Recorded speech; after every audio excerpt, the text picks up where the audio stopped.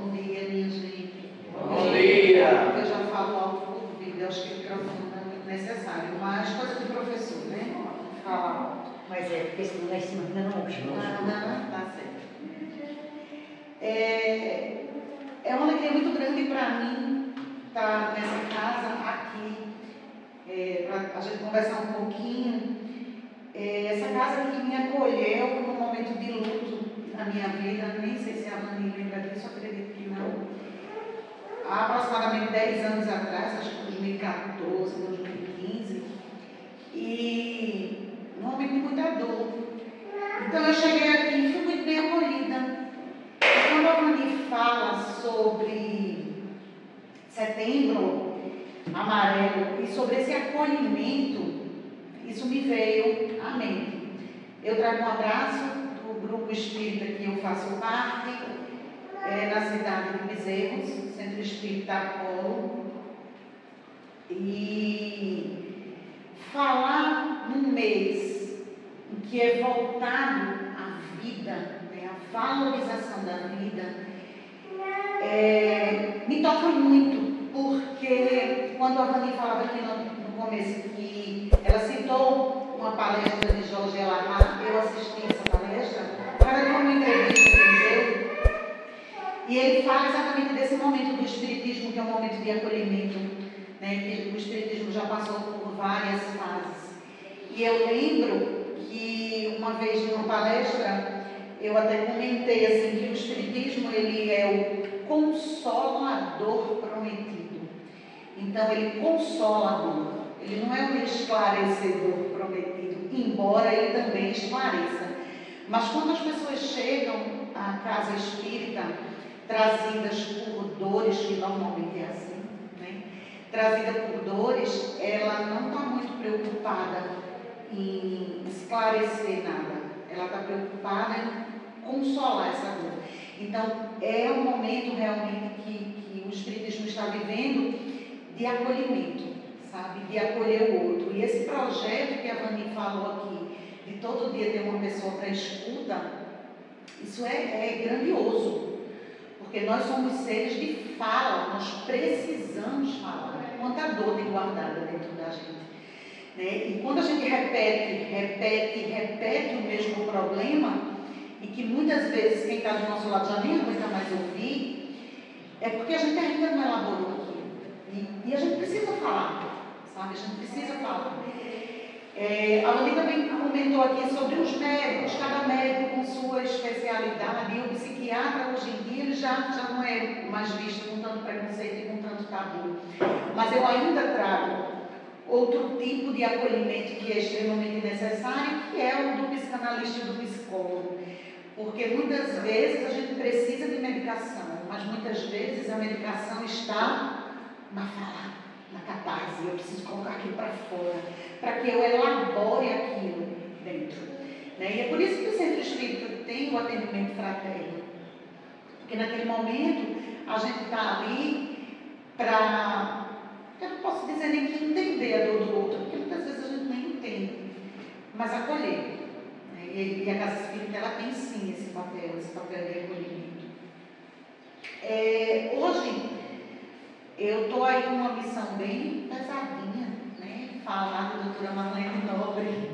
E quando a Vani me ligou e disse assim, a gente vai fazer um mês só com mulheres e a gente queria te convidar, eu imaginei que seriam só as palestrantes que seriam mulheres, não as pessoas que eu iria falar, não os temas. E aí eu disse assim, Vani, eu tenho um tema já pronto, porque eu tenho uma palestra hoje no Apolo. E para mim, estava tudo pronto. Ela disse, não, será outro tema. Aí eu disse, meu Deus, se vai dar tempo, o mês está tão corrido. E eu disse, ela tá bom, a espiritualidade vai me ajudar. E eu espero sim que onde a doutora Marlene Nobre esteja, ela envie as suas vibrações para que eu possa falar sobre a vida dessa mulher que foi tão importante para o Espiritismo de uma maneira mais sensível, né? E que eu possa trazer aqui realmente tudo que ela trouxe para a gente. Então, pessoal, o Espiritismo ele traz para a gente já a certeza de que todos nós temos uma reencarnação programada, ou seja, nós temos nossa programação reencarnatória.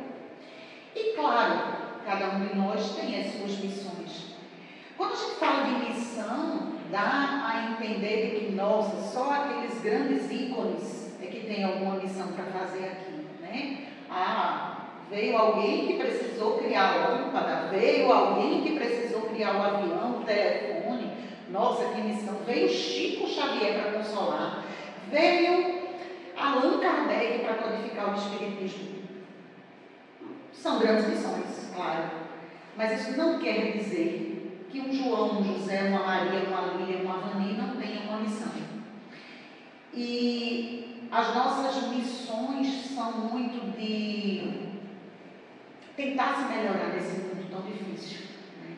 Tentar se melhorar para que a gente possa também melhorar a vida do outro. Então é uma grande missão.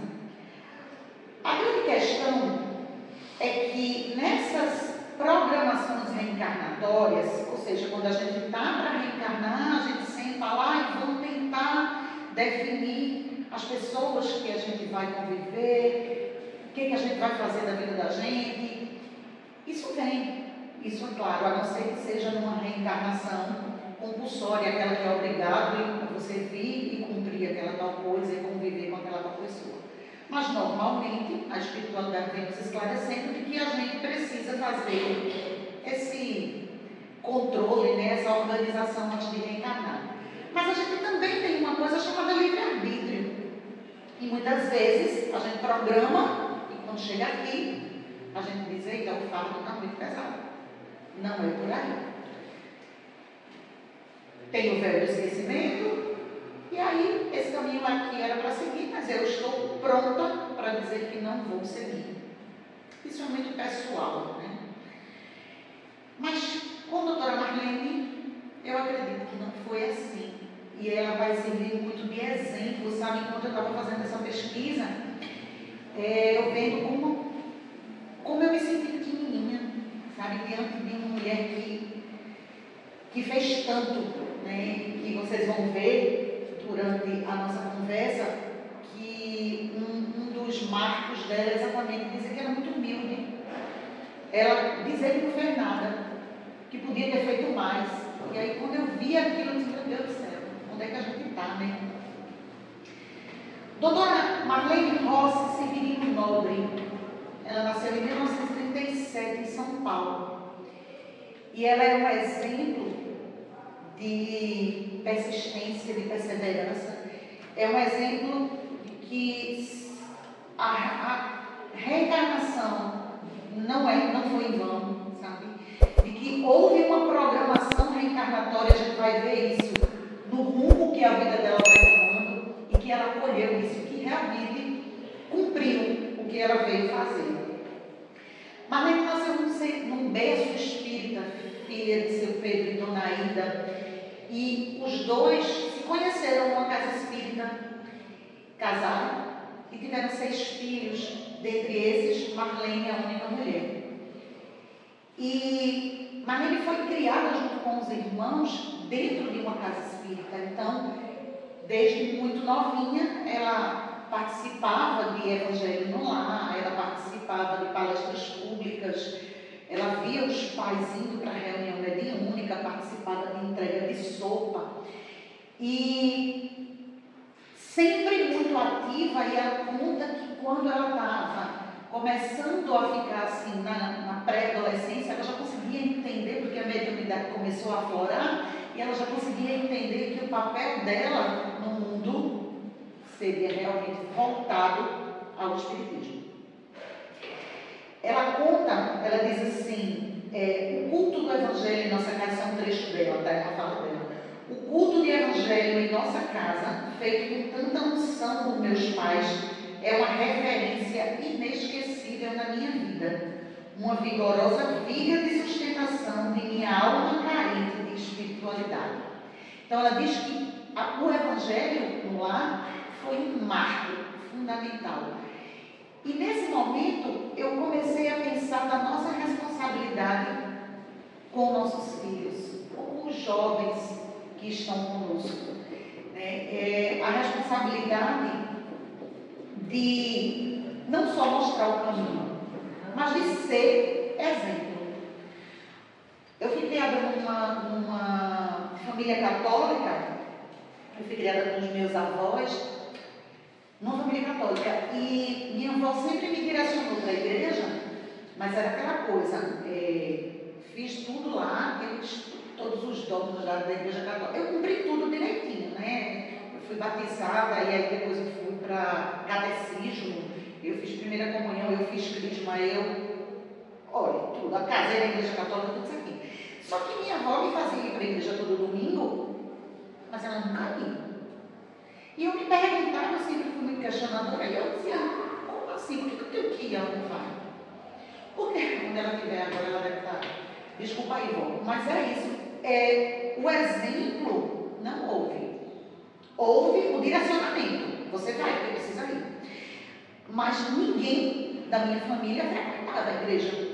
Só eu precisava ir. E eu me revoltava com aquilo. Por que eu tenho que ir? O que eu tenho que dizer aos pais dos meus pecados? E sempre fui muito questionadora nisso. E aí eu vi como com Marlene, o exemplo dos pais arrastou ela, né? Solidificou ela dentro do espiritismo. Porque, pelo que eu entendi nas entrevistas que eu vi com ela, ela não era obrigada a participar daquilo, mas ela cresceu achando aquilo natural, porque os pais viviam dentro do centro espírita.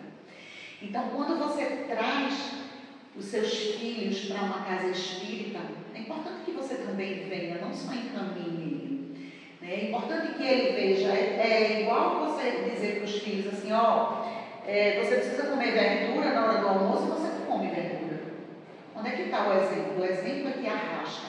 E esse exemplo dos pais foi muito importante na vida de Marlene. E aí ela também fez parte de um grupo jovem, num grupo espírita Conceição Carolina, durante a adolescência dela lá em São Paulo.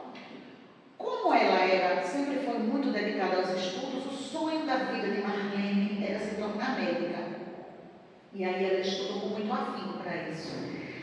Passou no vestibular de medicina na Federal de Uberaba. Veja como as coisas já começam a ir a se direcionar. Né? Minas Gerais, ela morava em São Paulo. 1937 foi a época que Marlene nasceu. Então, observe que essa época não é uma época muito fácil da gente liberar os filhos para ir morar em outro lugar. E os pais de Marlene aceitaram isso e encaminharam ela para que ela fosse morar em Uberaba, Minas Gerais, para cursar medicina. E assim foi feito. Ela foi. E lá na universidade, ela conheceu Valdo Vieira. Valdo Vieira, que era amigo particular de Chico Xavier. Claro que Marlene já tinha ouvido falar do Chico Xavier. Quem é um espírita que não conhece Chico Xavier? Né? E ela conhecia as histórias de Chico Xavier. E Valdo Vieira também estava fazendo medicina na mesma faculdade de Marlene Nobre. Ele estava no segundo ano e ela no primeiro. E um dia no corredor ele encontrou com ela e disse: Marlene, eu queria te convidar para que você fosse na minha casa, porque eu estou recebendo um amigo que está se mudando de Pedro Leopoldo para Uberaba, abrindo um centro espírita aqui. E ele quer conversar com você. Aí ela disse: comigo? Eu disse: sim. É Chico Xavier. E Marlene achou aquilo meio surreal. Como é que Chico Xavier quer conversar comigo, se ele nem me conhece? E ele disse: pois é, ele pediu para te dar esse recado. Marlene achou muito estranho, mas foi conhecer Chico Xavier. E aí, quando chegou lá para conhecer Chico, Chico recebeu Marlene com muito carinho, com muita intimidade, como se conhecesse Marlene. E disse a ela: que coisa boa. Ela disse: que bom Senhor aqui, Chico. Aí ele disse: o Senhor está no céu, minha filha. Eu pedi para você vir aqui porque eu preciso de você. E aí começou a conversar com Marlene e ela, nessa época, ela desenvolvia um trabalho numa comunidade bem carente lá de Uberaba, um bairro chamado Abadia. Nesse bairro, Marlene ia com um grupo muito pequeno, toda quarta-feira de noite. Era um bairro que era muito voltada a cuidar de pessoas que tinham tuberculose. E ela ia sempre com um grupo nesse bairro. Era um bairro tão pobre que não tinha nem luz elétrica. Eles iam com um lampião a gás ia um senhor na frente com um lampião a gás, e o grupo ia atrás, e ela conta que eles iam sempre entoando cânticos para o espírito de Sheila, e faziam um trabalho muito bonito, toda quarta-feira. E ela diz que Chico, nessa conversa que teve com ela, detalhou coisas sobre esse trabalho de uma maneira que ela ficou impressionada. Na entrevista ela disse assim, ninguém tinha como saber dos detalhes se não estivesse lá. Provavelmente Chico estava, né, sem ser percebido. E Chico conversava com ela sobre esse trabalho, falando dos detalhes, dos cânticos que eles falavam, que eles utilizavam, de quem que eles visitavam. Ela ficou extremamente impressionada. E ele disse, olha, Marlene, eu estou me mudando para cá, vou abrir um centro espírita e preciso de você para trabalhar comigo, fazendo leituras e interpretação do Evangelho e do Livro dos Espíritos. Ela disse, Chico, ele disse, filha, é uma coisa muito simples, você tem condição de fazer. E aí ela aceitou. Começou a trabalhar com Chico no ano seguinte, assim que ele se mudou, e ele abriu a casa espírita dele, Comunhão Cristã, Comunhão Espírita Cristã, em janeiro de 1959. Marlene continuou fazendo os trabalhos lá no bairro de Abadia, continuou no mesmo centro espírita que ela participava, continuou fazendo o curso de medicina, que a gente sabe que é um curso que requer muita dedicação, e assumiu com Chico esses trabalhos também. Fico me perguntando quantas horas tinha o dia de doutora Marlene, porque ela acumulou muita coisa. E Chico disse para ela, aqui vai ter uma fila muito grande de pessoas para que eu atenda. Durante o momento que eu estiver fazendo a psicografia, você vai fazer leitura do Evangelho e interpretação, Evangelho e Livro dos Espíritos.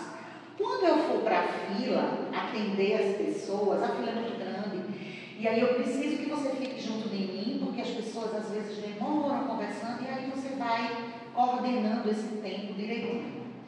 E assim aconteceu, Marlene trabalhou 4 anos com Chico Xavier fazendo isso. Durante um atendimento, naquelas filas intermináveis, Chico chegou para Marlene e disse assim, Marlene, vem aqui, eu preciso lhe apresentar uma pessoa chamada José de Freitas. Ele é vice-prefeito da cidade de São Paulo e veio para Uberaba para me conhecer. E Emmanuel está aqui do meu lado pedindo que eu apresente esse senhor para você, esse jovem. E apresentou.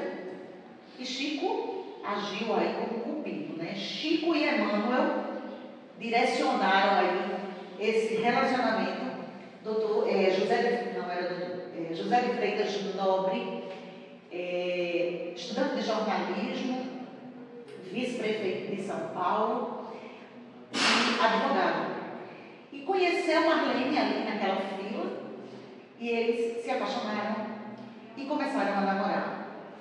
Marlene terminou o curso de medicina, eles se casaram, tiveram o primeiro filho. E ele, por ser um político muito respeitado, era 1964. E ele não concordava com o regime militar que estava acontecendo no Brasil naquela época. E começou a ser perseguido. Daí ele precisou pedir exílio e morar em Paris. E Marlene precisou acompanhar. Então eles foram para Paris. Marlene foi fazer residência no hospital de Paris, já com um filho bebezinho, e deixou o Brasil. Chegando lá, passaram um tempo e tiveram um segundo filho, mas Marlene não conseguiu se adaptar. E aí ela disse, meu lugar é no Brasil, meu filho está crescendo fora daquele lugar e eu não posso deixar isso acontecer. Então ela volta com os 2 filhos para o Brasil, usando o nome de solteira. José de Freitas fica lá. Depois de um tempo que ela está aqui, ela volta para São Paulo, tá? Depois de um tempo que ela já está aqui trabalhando, ela se especializou em ginecologia e oncologia. E ela voltou e assumiu de novo, não mais com Chico Xavier, porque ela volta para São Paulo, e ela assumiu aqui no Brasil outra casa espírita e começou a trabalhar. Depois de um tempo, quando o regime militar deu uma folga, José de Freitas volta para cá e aí eles se reúnem de novo e seguem com família completa. Em 68, Marlene se junta com um grupo de médicos e eles fundam a Associação Médico Espírita de São Paulo, a AME, tão conhecida por todos nós.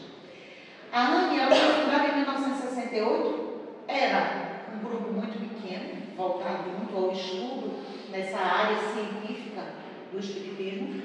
Marlene foi a primeira secretária da AME São Paulo. E aí, passou-se muito tempo, isso em 68. Até 1990, esse grupo permaneceu pequenininho ali de estudo. Em 1990, Dr. Bezerra de Menezes, nada mais, nada menos do que Dr. Bezerra de Menezes, aparece para Marlene e diz para ela: Marlene, eu preciso que você assuma a presidência da AME. E ela foi procurar Chico para conversar porque a AME estava passando por um momento bem difícil. Dos 9 diretores, 7 tinham saído. Só existia Marlene e outra pessoa. E ela diz que nas reuniões públicas só dava em torno de umas 6 pessoas. E eles já estavam realmente pensando que aquilo não daria certo. E aí Chico diz para ela: Marlene, o doutor Bezerra está aqui e ele está me dizendo que você precisa assumir a presidência da AME, que isso vai para todo mundo. Na verdade, uma falange negativa está aqui se instalando, se postando contra a AME para que esse trabalho acabe. E é você que vai tomar as rédeas disso agora e vai fazer essa obra continuar. E ela diz que Chico foi o sustentáculo para que ela desse continuidade a esse projeto. Ela assumiu a presidência da AME São Paulo e foi dando continuidade. Isso no começo de novembro de 1990. Ela assumiu. No final de novembro, o marido de Marlene desencarna, com 68 anos, vítima de um câncer. E quando ela estava vivendo o luto dela, com 15 dias, ela estava na casa dela sentada e o doutor Bezerra de Menezes aparece para ela e diz assim: Marlene, eu sei que está doendo, você está em luto, mas nada melhor para passar a dor, para melhorar a dor do teu trabalho. Você precisa agora dar continuidade ao trabalho fundando a AME Brasil, Associação de Médicos Espíritas do Brasil. E ela diz: como é que eu vou fazer isso? Não sei como eu vou fazer isso. E ele diz: é o seguinte, você vai fazer um congresso, você vai fazer uma reunião, você vai chamar médicos que você conhece, Brasil ou fora, que sejam aí ligados ao espiritismo, e a gente vai fazer essa reunião para direcionar. Eu estarei lá. E ela confiou mais uma vez. E em 1991, em maio de 91, Marlene Nobre faz o primeiro congresso espírita, da AME Espírita, né? Da Associação Médica Espírita do Brasil. Ela junta alguns médicos, convida. Em 91 ela fez um congresso, em 93 ela fez o segundo congresso e em 95 estava 9 AMEs fundadas no Brasil afora. Mas não parou por aí. A coisa continuou e no ano seguinte, em 96, Marlene estava sentada e olha que ela continuou com todos os outros trabalhos. Ela estava sentada na casa dela à noite e um espírito apareceu para ela, ela ouviu uma voz dizendo assim: Marlene, bonjour. E ela se assustou e olhou, e era nada mais, nada menos do que Leon Denis. Leon Denis é um espírito, um pensador espírita médium, e foi um dos principais continuadores do espiritismo depois de Kardec. Depois que Kardec desencarnou, Leon Denis tomou as rédeas da coisa. Contam até por aí, não sei se procede, que Leon Denis era o plano B da espiritualidade. Ou seja, como eu falei no começo, a gente tem uma programação sim, mas a gente tem um livre-arbítrio para dizer se vai querer ou não fazer a partir do momento que estamos aqui no corpo de carne.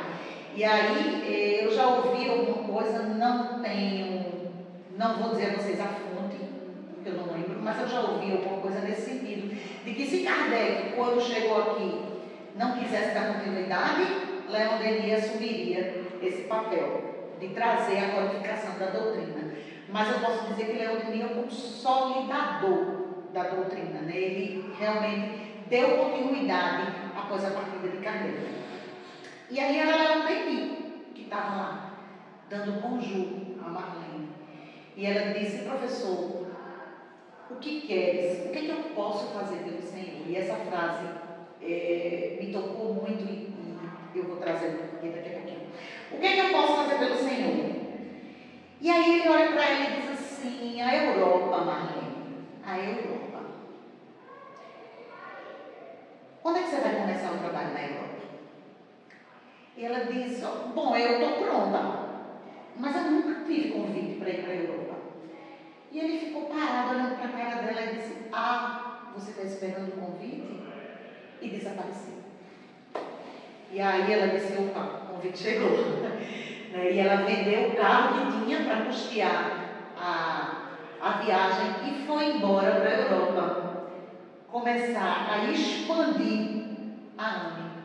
Em 1999, Marlene funda a AME Internacional.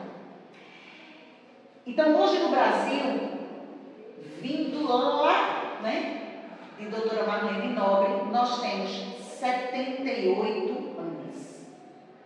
É um trabalho grande, 78 anos, fora as AMEs internacionais. Essas associações médico-espírita, elas trabalham com um tripé. Primeiro, pesquisa. Muita pesquisa tentando ligar a questão científica à questão da saúde. Depois, o segundo tripé é estudo e ensino, porque não adianta só você pesquisar, você precisa também repassar esses conhecimentos. E o terceiro tripé da AME é assistência aos necessitados. E aí, quando eu estava fazendo essa pesquisa aqui, escutei essa frase, Marlene falando com Leon Denis, dizendo assim: o que eu posso fazer pelo Senhor? Me remeteu à história de Saulo de Tarso, que eu sou fã de Saulo de Tarso. Apaixonada não por Saulo, por Paulo, pela transformação de Paulo. E hoje de noite eu vou falar lá no Centro Espírita Paulo sobre reforma íntima. E é impossível você falar de reforma íntima se você não trouxer o exemplo de Saulo, que se tornou Paulo, o apóstolo Paulo. E uma coisa que me chamou a atenção é exatamente isso, o chamado, sabe, para que Marlene levasse primeiro o chamado para que ela participasse da AME, depois para que assumisse a presidência, um chamado vindo de Dr. Bezerra de Menezes, depois o chamado para que Marlene expandisse esse projeto lá para o internacional, lá para o mundo, para fora do mundo. Tem uma frase do Dr. Bezerra com ela, na hora que o Dr. Bezerra começa a conversar com ela, é espetacular. Ele diz assim: Marlene, o projeto da AME já está no coração de Jesus, você só precisa materializar. Isso é perfeito, Então, o projeto veio de lá, da espiritualidade, mas Marlene veio para materializar, para trazer ele aqui. E provavelmente ela participou dessa programação desse projeto lá no mundo espiritual antes de reencarnar. E por que eu lembrei de Paulo?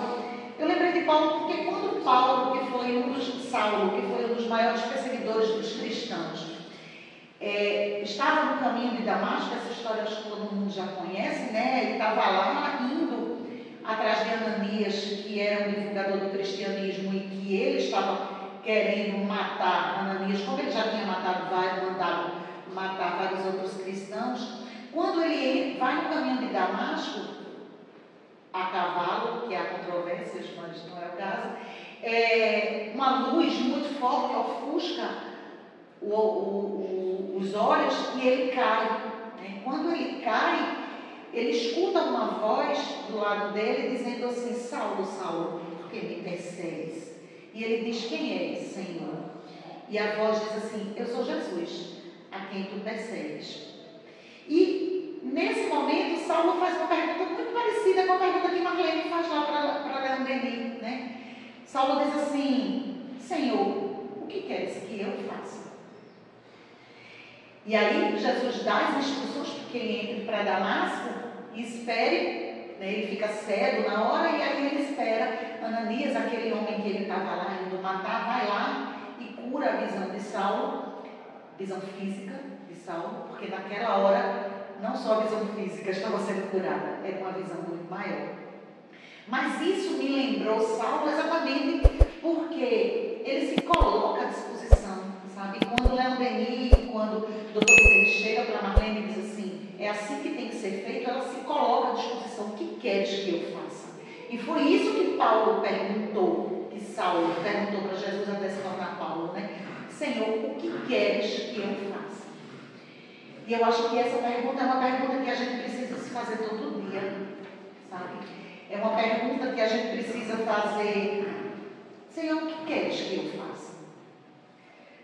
Quando a Vani disse para mim: vai falar com a doutora Marlene Nobre, a sair da minha zona de conforto não foi uma coisa muito fácil. E eu pensei assim: não vai dar. Não vai dar, o tempo é curto e eu estou com muita coisa para fazer, muito trabalho para apresentar, eu não vou ter condição de fazer. Mas naquele momento, eu acho que essa frase, Senhor, o que queres que eu faça, veio aqui na minha cabeça, sabe? E eu disse: tá, eu vou tentar. Então a gente precisa disso, né? A gente precisa fazer essa pergunta sempre. Outra coisa que que eu associei muito de doutora Marlene com a questão de Paulo de Tarso, é que Paulo, ele passou muito tempo indo nas diversas cidades romanas. A partir do momento que ele se tornou Paulo, ele se tornou divulgador do cristianismo. Ele ia lá nas cidades romanas falando sobre o cristianismo, montando um grupo, e esse grupo ficava lá, ele já não ficava, ele já ia para outra cidade. Então ele ia divulgando o cristianismo, tá? Quando chegou um momento em que ele não podia mais estar viajando, ele já estava bem velho e tal, ele começou a escrever as cartas. Eu acho que todo mundo já ouviu falar das cartas de Paulo, estão lá no Evangelho, né? E as cartas de Paulo aos Coríntios, carta de Paulo. Então, assim, ele vai mandando essas cartas. Essas cartas elas tinham o objetivo de manter esse vínculo, de dar continuidade, de corrigir, de animar, de manter a união das pessoas. E assim também foi com a doutora Marlene. A doutora Marlene começou com a AMA em São Paulo. Daqui a pouco ela expandiu isso para o Brasil, mas ela não pode ficar em todos os estados. Então ela monta um grupo, né? O grupo está lá e ela passa já para outro, passa para outro, passa para outro e fica aqui, ficou aqui como presidente da AME Brasil, exatamente como Paulo mandava as cartas. A doutora Marlene ficou como presidente da AME Brasil, coordenando essas instituições e depois ainda fora do Brasil. Tem uma entrevista dela que ela diz assim: creio que a linguagem médico-espírita está mais voltada ao braço científico da doutrina.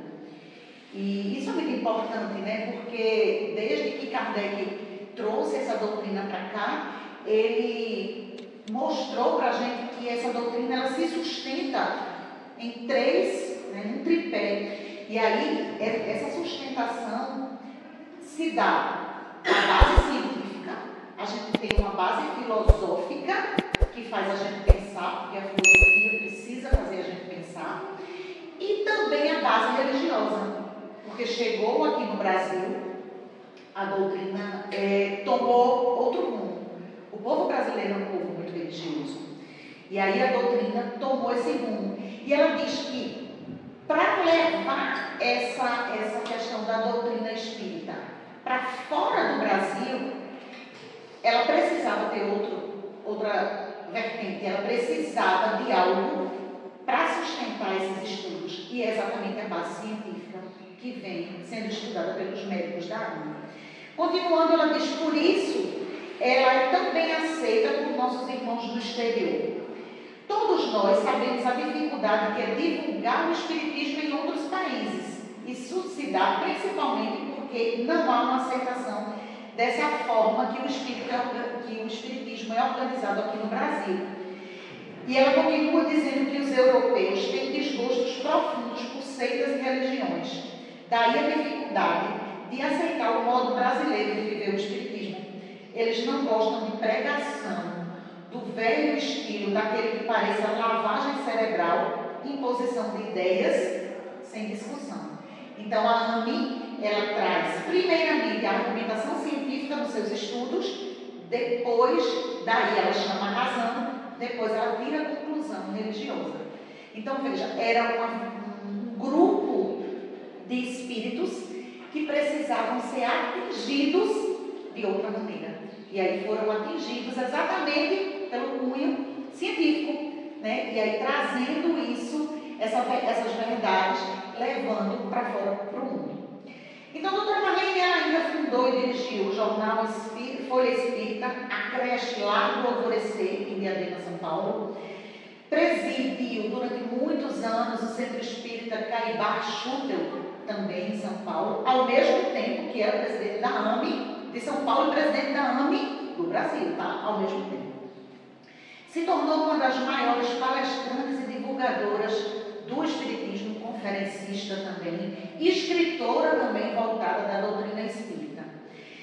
Em 2010, ela deu uma entrevista para um blog espírita chamado Blog do Ismael. Quem tiver curiosidade, está lá no YouTube. E ela diz assim: tenho de dar conta de dezenas de e-mails por dia, entrevistas, gravações semanais e tudo isso costurado com frequentes viagens de divulgação da doutrina espírita. Para isso eu não tiro férias, trabalho nos feriados, raramente tenho outra atividade que não seja doutrinária. Não creio, no entanto, que esteja fazendo algo que me distingua dos demais amigos do ideal espírita. Sinceramente, eu acho que eu faço muito pouco. Eu deveria me empenhar mais. E eu escutando a doutora Marlene falar sobre isso, eu digo, meu Deus, o que é que a gente faz? Como a gente faz tão pouco? A gente vai para a casa espírita uma vez na semana e a gente está fazendo muito. Né? A gente que vai, faz um trabalho e diz assim, pronto, já fiz o meu trabalho e já está bom. E aí eu vejo o exemplo dessa mulher com toda essa dedicação à doutrina espírita, com toda essa dedicação ao Evangelho de Jesus, nessa vertente científica. E a gente se sente muito pequeno. E ela ainda diz assim, eu acho que eu precisava fazer mais. A gente precisa pensar nisso, né? Marlene também tem uma coisa bem interessante. Ela foi uma das principais pessoas a defender, junto com Adelino da Silveira. Adelino da Silveira era um escritor espírita e ele trabalhou 33 anos junto com Chico Xavier. E escreveu um livro que é bem polêmico, chamado Kardec Prossegue.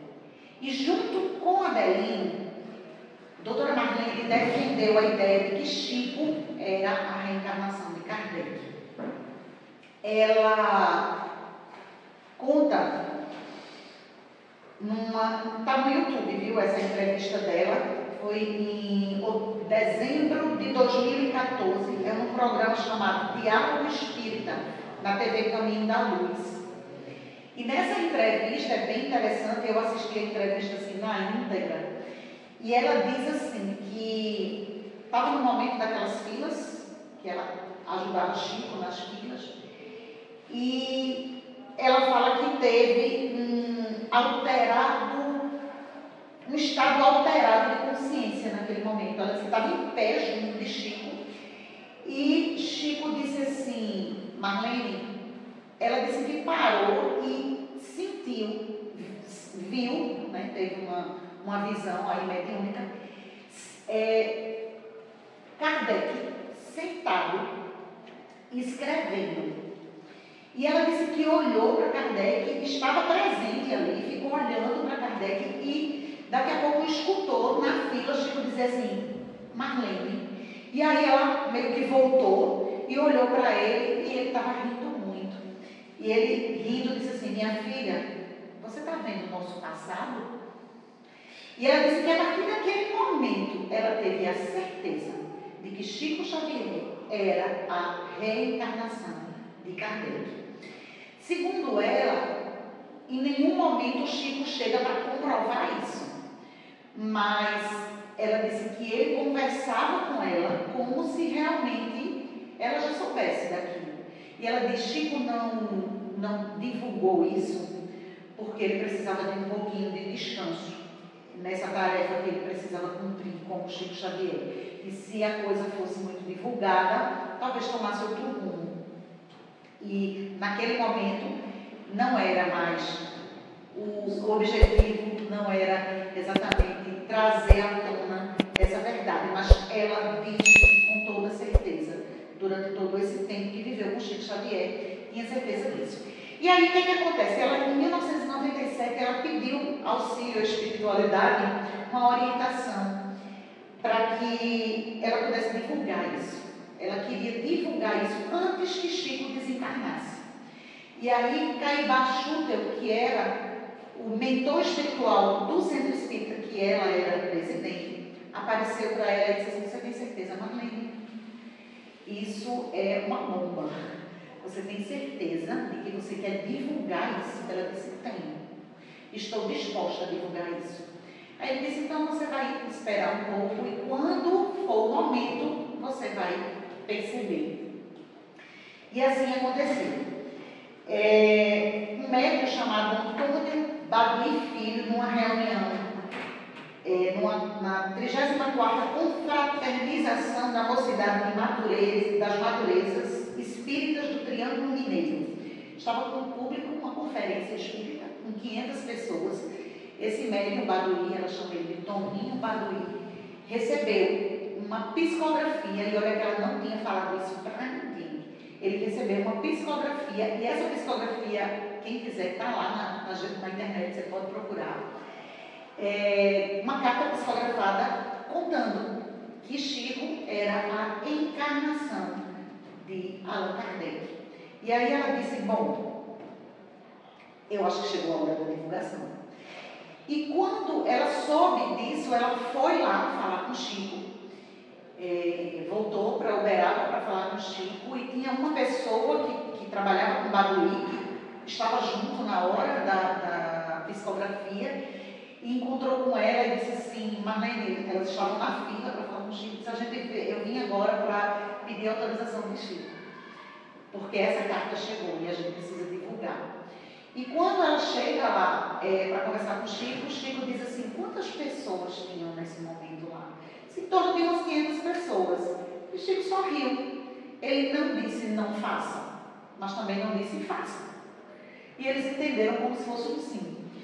E no dia 5 de janeiro, em fevereiro de 97, saiu na Folha Espírita, 98, saiu na Folha Espírita essa informação. Está lá na Folha Espírita, de 98, que Chico é uma reencarnação de Kardec, como Marlene diz. Chico morreu em 2002. No dia 5 de janeiro de 2015, Marlene desencarna. E aí, com 77 anos de existência, é chamada pátria espiritual, desencarnou em casa, tranquila. Na hora do desencarne, ela diz que seu Pedro, seu pai, estava ali para recebê-la. Eu peguei alguns trechos de livros de Marlene para que a gente possa entender sobre o que ela trazia nos livros, né? Tem um livro chamado Caderno de Mensagens, no capítulo capítulo 14, que ela diz assim: basta termos olhos de ver e ouvidos de ouvir, segundo a assertiva de Jesus, é a nossa última chance, a última hora. Não há mais tempo para o materialismo. A regeneração chegará para nós de forma brilhante a partir de 2019. Tudo dependerá de nossas próprias escolhas enquanto entidades individuais e coletivas. Então, nesse trecho desse livro, lá no capítulo 14, ela fala exatamente dessa urgência da gente tentar essa nova fase de regeneração. E ela dá até prazo aqui, né? Ela diz que a partir de 2019 a Terra começa a essa mudança de um planeta de provas e expiações, passando para um planeta de regeneração. E ela chama atenção aqui quando ela diz assim: é nossa última chance. E a gente pode dizer, mas a gente não vai ter tantas outras chances para a gente melhorar e para a gente reencarnar, mas talvez na Terra não. Somos aí os trabalhadores de última hora. Talvez na Terra não. É aquela coisa de uma escola que você está ali, a escola, eu estou estudando no ensino fundamental, mas essa escola agora, a partir de tal data, será só para ensino médio. Se eu repetir de ano, eu não posso continuar na escola. Eu vou ter que procurar outra. No meu nível, né, de ensino fundamental. Então, a Terra, ela está passando por esse estágio, né? E nós precisamos também entendermos que para muitos espíritos, para muitos de nós, será a última chance. E aí eu paro para pensar, minha gente, a quantidade de espíritos que tem para reencarnar, que está precisando de um espaço, de um momento para reencarnar. E a gente está vendo que cada vez mais nós estamos tendo um controle de natalidade muito grande nesse planeta. Se a gente for parar para analisar os meus avós, quantos filhos eles tinham oportunidade para reencarnar, né? Meus avós tinham 14, tem gente que tiveram 14, teve gente que teve 8. Então, assim, a gente tinha famílias enormes e procriando, dando oportunidade para os espíritos virem para cá. Hoje em dia, né, a gente tem da minha faixa etária, não, eu só quero 2, 3 filhos, eu só tive um. O meu filho já disse que não quer nenhum. Né? Então, a gente vê, eu lido com jovens diariamente e eu escuto muito dos meninos. Eu tenho uma sobrinha que tem 23 anos e diz que por ela já tinha feito uma ligadura de trompa. Ou seja, ela não quer nem correr o risco de ter filho. A gente está vendo que está diminuindo a condição, né? A oportunidade de vir. E aí, como é que vai ser para esses espíritos reencarnarem? Para nós reencarnarmos depois que a gente foi embora daqui, desse corpo de vestimenta que eu estou. Então, quando a gente chama atenção para isso, nós somos trabalhadores de última hora e nós estamos aqui tentando fazer o melhor. Né? Então, que a gente não perca essa oportunidade de perguntar todo dia: Senhor, o que queres que eu faça? A oportunidade de trabalho está aqui, sabe? E quando eu digo oportunidade de trabalho está aqui, eu não estou falando só de casa espírita, não. Eu não estou falando de igreja, não. Eu estou falando do meu dia a dia. Eu estou falando daquele acolhimento que a Vani falava aí. E é só no mês de setembro, que é um mês de valorização da vida? Não. É todo dia. Todo dia eu tenho chance de mudar a vida de alguém. Todo dia eu tenho chance de mudar a vida de alguém com um bom dia que eu dou. Sabe? De um abraço. Eu vejo, assim, como eu estava dizendo, eu lido com jovens, 600 jovens todos os dias.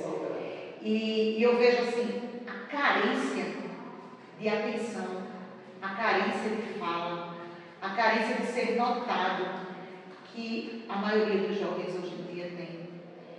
E é tão importante para a gente estar nesses espaços e se colocar à disposição da espiritualidade, para que a gente possa ser exatamente esse veículo.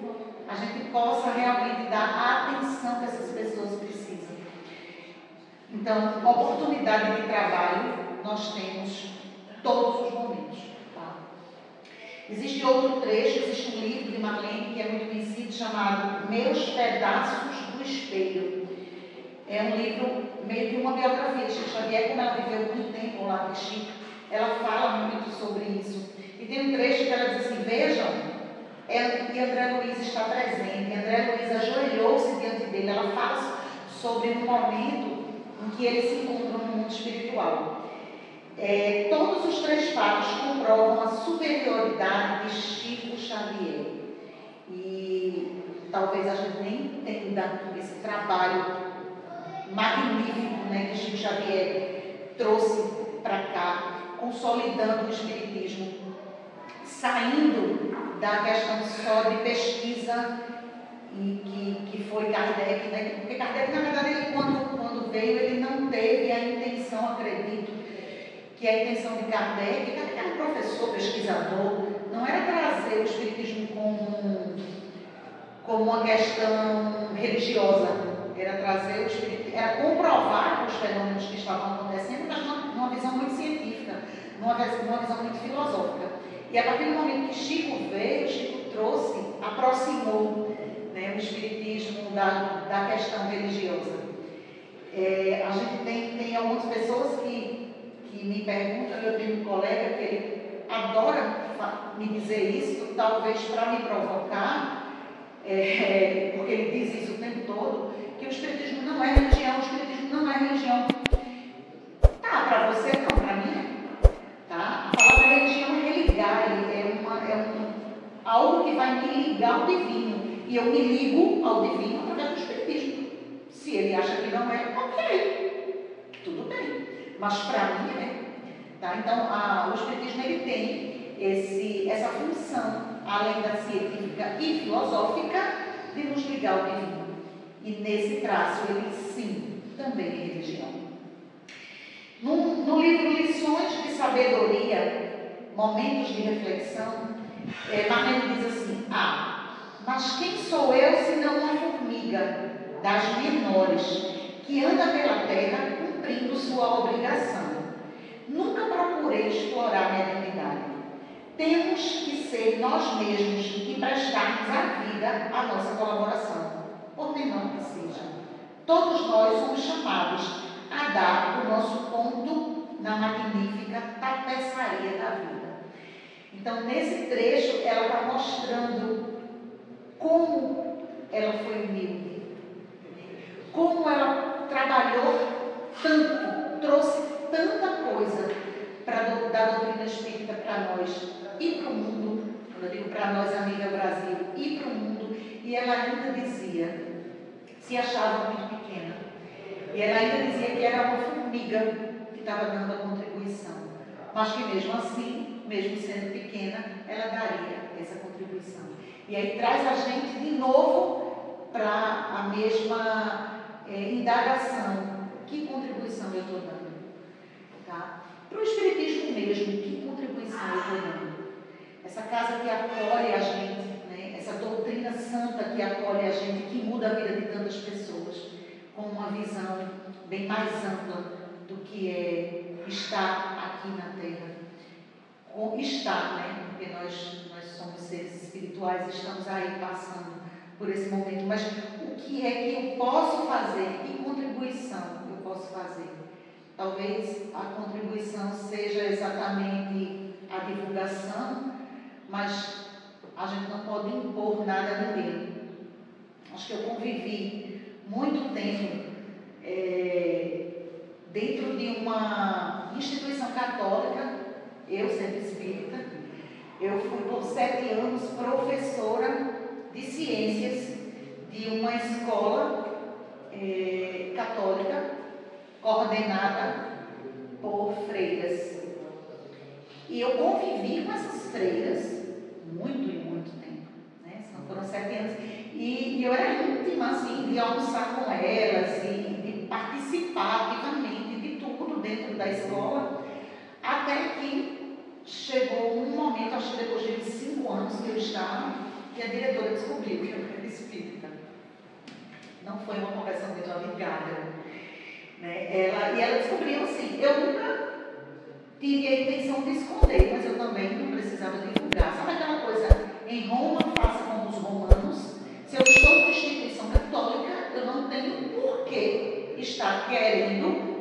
divulgar a doutrina espírita dentro, era uma questão de respeito. E tinha até missas, né, que precisavam participar com os alunos, e eu ia, sem problema. E me tornei muito amiga de uma das irmãs, que era coordenadora, andava lá com a roupinha dela de freira, coordenadora, e ela, me tornei amiga íntima dela mesma, e até que ela realmente, conversei com ela e disse a ela que era espírita. E ela riu e disse assim: tu ficas aqui um pouquinho que eu vou ali buscar um negócio. Eu disse: tá certo. E ela voltou com a codificação espírita. A codificação espírita, dentro de uma sacolinha, disse: olha aqui. Eu disse: o que é isso? Ela disse: eu gosto de estudar o espiritismo. Médium vidente. Médium vidente. E dia de sábado ela ia para a minha casa. Disse assim: ninguém pode saber, disse: filha, que eu estou aqui, mas vamos falar um pouquinho do espiritismo. E aí eu perguntei uma vez para ela: oi, irmã, por quê?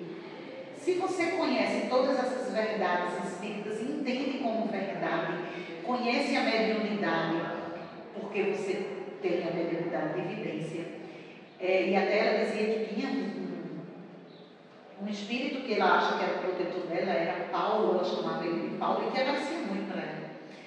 E eu disse: por que você está aí? Aí ela disse: porque aqui é meu lugar, porque foi aqui que eu escolhi. E o trabalho que eu tenho para desempenhar é aqui. Então, nesse momento a gente vê que, como diz lá no livro dos Espíritos, o Espiritismo, ele não é a religião do futuro, ele é o futuro das religiões. Né? São verdades espíritas que estão sendo divulgadas dentro de outras religiões. Então, basta ter olhos de ver e ouvidos de ouvir. Então, como eu dizia, eu passei muito tempo dentro dessa casa, e a irmã, a freira, que era a madre superiora, a diretora da escola, realmente era, não sabia, e não era assim tão sensível quanto a coordenadora. E numa divulgação, depois de acho que uns 5 anos, 4 ou 5 anos que eu estava lá, na época o meu marido fez um livro espírita, lançou um livro espírita, e toda a verba com as vendas do livro nós estávamos repassando para um abrigo de idosos. E o lançamento do livro foi no abrigo. E quem estava lá? Algumas irmãs da escola. E eu já fui na segunda-feira com a carteira, e agora eu saio. Né? Agora eu sou demitida. E assim que eu cheguei, disseram: olha, irmã Gilda quer falar com você. Pronto, estarei lá. E aí ela sentou, ela disse: sente aí, Lívia, muito calma. Aí disse: você é espírita? Não, seu marido lançou um livro. Eu disse: sim, espírita. Não tinha mais o que esconder isso. Espírita. Aí ela disse: e você o acompanha? Eu disse: sim. Talvez ele que me acompanhe, porque ele entrou no espiritismo por causa de mim.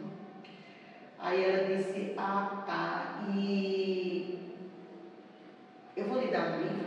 Aí pegou uma Bíblia e disse: eu queria lhe dar de presente. Aí eu tirei o livro do meu marido de dentro da bolsa e disse: eu queria lhe dar de presente.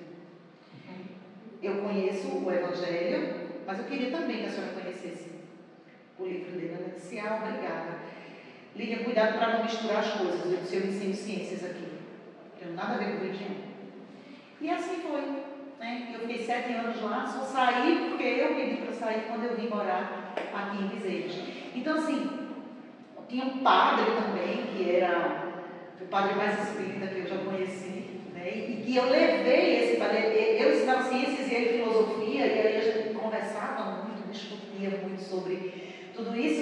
E tanto é que eu chamei ele para fazer uma palestra na Casa Espírita, e ele foi. Então, isso é uma questão ecumênica, né? É uma questão de respeito. E a gente está aqui exatamente para isso. Eu não preciso, quando eu digo divulgar a doutrina espírita, divulgar para quem queira ver, né? Para quem queira conhecer. Não custa nada eu chamar alguém para ir na Casa Espírita. Vamos lá, vamos conhecer, vamos fazer parte do estudo, vamos tomar um passe. Mas a pessoa, a escolha é dela, é livre. Né? A gente precisa sim fazer o nosso papel. Sobre o passe, Marlene diz o seguinte: meu amigo, o passe é uma transmissão de energia fisiopsíquica, operação de boa vontade. Se a moléstia, a tristeza e a amargura são remanescentes de nossas imperfeições, no clima da prova e da angústia, é exportador da necessidade do sofrimento. Na esfera da prece e do amor, um amigo se converte no instrumento de infinita bondade. Então aqui ela traz exatamente a importância dessa transmissão energética que é o passe. E dando continuidade aí, ela vai falar que qualquer pessoa pode aplicar o passe. Claro que dentro de uma casa espírita nós temos cursos de passistas, porque existe técnica, né? A gente vai aprender aí sobre os chakras, a gente vai aprender onde é que deve aplicar, os tipos de passe, mas eu acho que na íntegra mesmo, o passe é uma transmissão energética que pode ser dada por qualquer pessoa, como Jesus fazia, né, de impor mãos e dali o pensamento, e nem sempre precisa impor mãos, a gente sabe disso. Mas essa transmissão energética, ela pode ser dada pela boa vontade, como traz Marlene. Para finalizar, Marlene foi uma grande defensora eu também estou chamando ela de Marlene, né? Doutora Marlene. Ela foi uma defensora da vida e lutava muito da divulgação contra o aborto. Ela, numa palestra, ela disse assim: a vida começa na concepção, o zigoto é o clamor da vida. Eu achei isso perfeito, porque a gente escuta algumas pessoas dizerem: não pode abortar até 3 meses.